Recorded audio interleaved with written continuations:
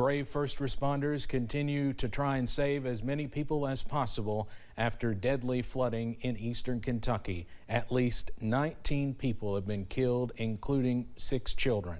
Today, President Joe Biden approved a federal disaster declaration for 13 counties, which will bring in much-needed federal aid. Governor Beshear gave an update on the situation in eastern Kentucky earlier today after touring the area by helicopter. The flooding deaths are in Knott, Perry, Letcher, and Clay counties. The governor says he expects the death toll to rise even further. A lot of homes are still inundated and roads are impassable or blocked off by debris and mudslides. The governor got emotional today talking about the victims. I have received notice that they've located the bodies of those 4 children mentioned in the Herald Leader story today, and I know we'll be contacting their parents. It means we've got at least 6 dead children, and that's hard. It's even harder for those families and those communities. In Knott County, there are now 14 confirmed dead, and at least 4 of those are children, possibly from the same family. The flood left a path of destruction from rural areas through downtown Hindman. WYMT's Phil Pendleton spoke to folks who are trying to recover and continues our team coverage. The creek behind me, like so many in eastern Kentucky, turned into really more of a mighty rushing river, bringing with it death and destruction. A lot of people in this community are looking for their possessions and in some cases looking for their loved ones. There was a house there and this trailer with this family of 6, and it just washed them away. 4 children gone, their bodies recovered Friday after floodwaters swept away their home. Neighbors say the parents tried to hold on to them even through ropes in hopes of helping them, but the young children were taken. The coroner confirmed all 4 had been recovered by Friday afternoon as the death toll climbed into the teens. Well, we've been living here for 50 years, and this is far and away the worst flood that I've seen. The flood destroyed hundreds of homes just in Hindman alone. It left the entire downtown covered in water. Water went up to the 4th step on the steps to the 2nd floor inside. There was heavy mud on the 4th step. So. The water receded enough for some minor repairs to be made. People say the force of the water broke out windows designed to withstand it. Pretty strong water. It was supposed to be water resistant glass, so I mean it was heavy duty glass, it wasn't weak glass. I also spoke to the mayor of Hindman. He says the recovery process will take months. It may even go into next year. In Knott County, Phil Pendleton, now back to you. The Red Cross has set up a shelter at the Knott County Sportsplex to assist people. Today we also talked to an emotional Jeff Dobson, the judge executive. His family evacuated like so many others. Dobson says he does not know just yet how bad the damage is at his own house. For now, he tells us it's time to support his community and help however he can. Just try to keep a straight face. I don't know what, you feel like breaking down and you just feel like giving up, but we have to stay strong for our people, for our county, and be there for them at the time of need. Dobson says clothes and cleaning supplies are a great need right now in Knott County. Also in Hindman, the county lost all emergency vehicles. Here you can see one of those SUVs in the creek. We also saw a fire truck swept away, stuck on the side of the creek where a bridge stopped it from floating. Look at that. Look, I've never seen anything like that. Wow, that's just unbelievable. Tonight, we've learned at least 61 Appalachian Regional Hospital employees lost everything. ARH CEO Holly Phillips also says 30 employees are missing. They hope that number decreases as more people begin to find ways to communicate. West Perry Elementary has been turned into a shelter for those needing a place to stay, while East Perry Elementary is now offering food and supplies. Those in search of a hot meal can also head to East Perry. The Perry County School Superintendent says both locations are open to anyone who needs help. If they need something, call us, let us know. Send us a message on social media. I know sometimes the phones are down, power's down. Send somebody that works in the office, send me a message on social media, what you need, and we'll do everything we can to get it to you. The county has already been delivering care packages to the harder hit communities, but they are also asking for donations. Support is pouring in from all across the state and beyond. Here in Perry County, the flea market has turned into a drop-off for donations. That's where we find WYMT's Lucy Bryson live. Lucy? Steve, as you can see, people are still here picking up supplies, and today I talked to a woman who witnessed her family lose everything.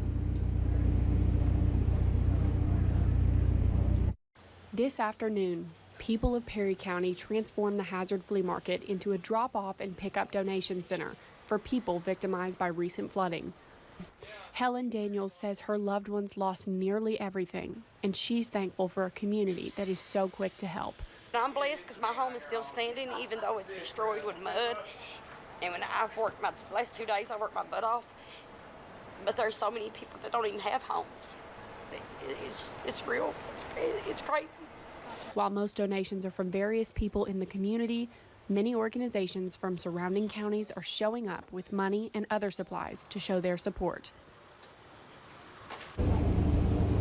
Organizers tell me that they will be here for the rest of the evening helping out people with anything that they need and for the remainder of the weekend. Live in Perry County, Lucy Bryson. Steve, back to you.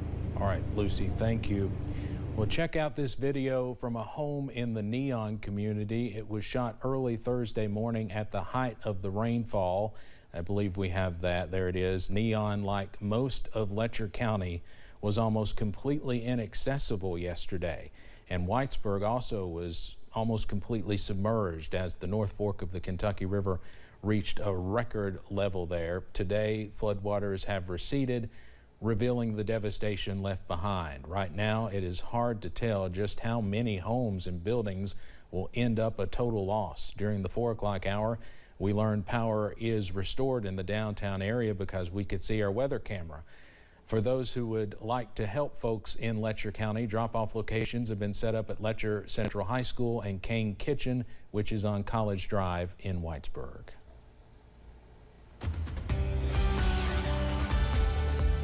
And Steve, I'll add to that just a second ago. I was just looking at a Facebook post from State Representative Angie Hatton. Says they're running low on supplies at the high school. So if you can get some more out there tonight, do that because I'm sure they would greatly appreciate that. Let's talk about the forecast as we go deeper tonight. We're continuing to watch some rain coming into play across parts of the area, and it's expanding just a little bit down to the south. Let's see if we can get a full view. Might have to scan us back just there, just a little bit to the east so we can see more of these. But again, basically right there along the Kentucky-Tennessee border. It's going through parts of Harlan County. It's going through parts of Bell County. It's going through parts of Knox County.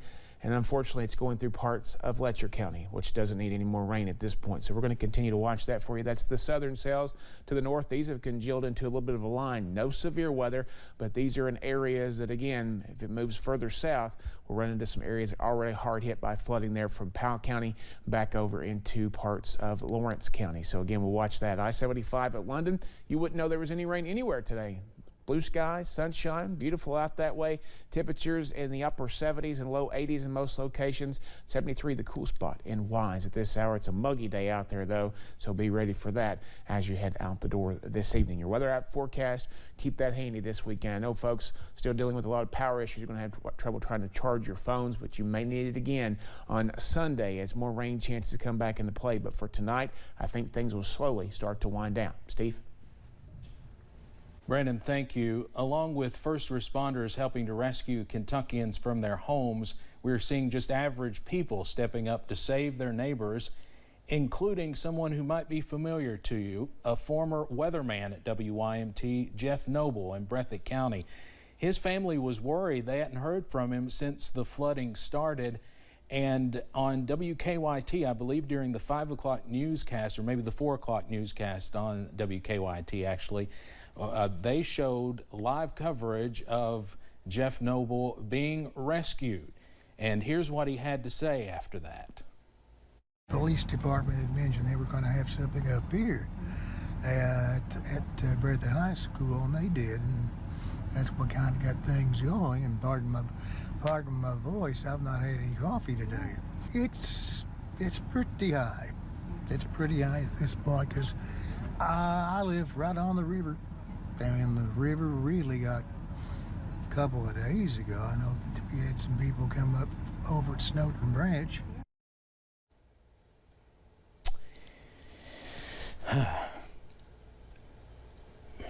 Tough to see Jeff there, but glad he's okay.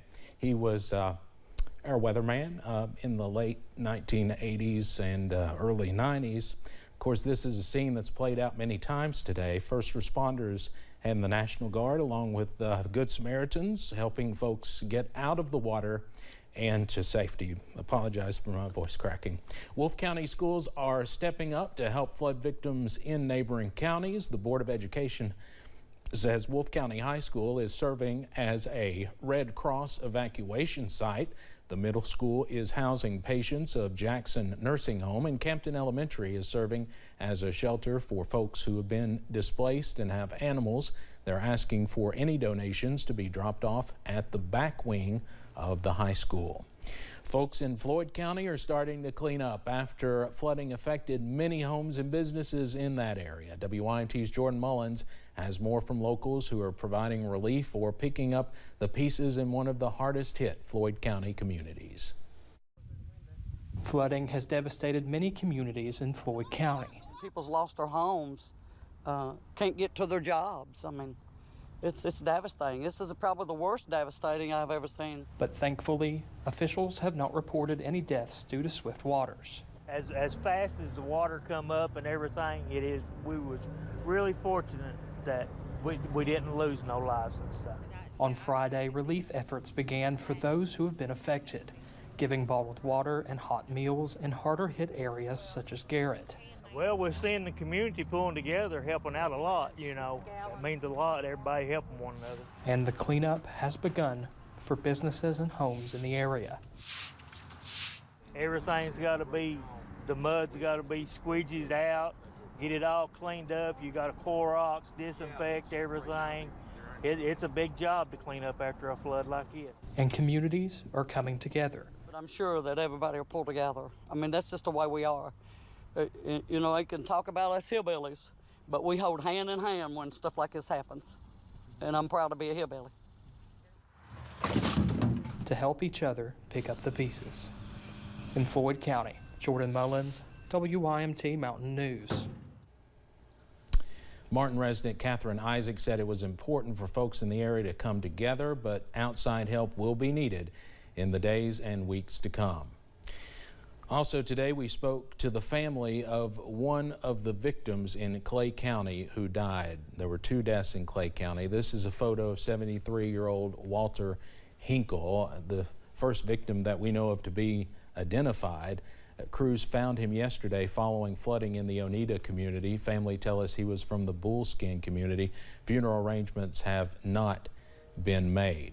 We're still tracking power outages across eastern Kentucky. More than 23,000 customers were without power at the height of this flooding. At last check, it was still around 20,000. A majority of the outages are in Breathitt, Leslie, Knott, Letcher, and Perry counties. Crews are having trouble getting into some areas that need restoration because of the mudslides and washed out roads. They are getting help from out-of-state crews for those efforts. Well, in times like this, we know Eastern Kentuckians are always the first to lend a helping hand, and we are certainly seeing neighbors helping neighbors, businesses helping businesses, and just everybody pulled together after these devastating floods. Here at WYMT, we are teaming up with the Foundation for Appalachian Kentucky Crisis Fund and the Appalachian Regional Healthcare Foundation Flood Relief Fund for the Appalachia Rises campaign. You can visit WYMT.com to donate to local relief efforts. Hashtag Mountain Strong. This front that has plagued us all week is finally on the way out. I'll have your weekend forecast in just a few minutes.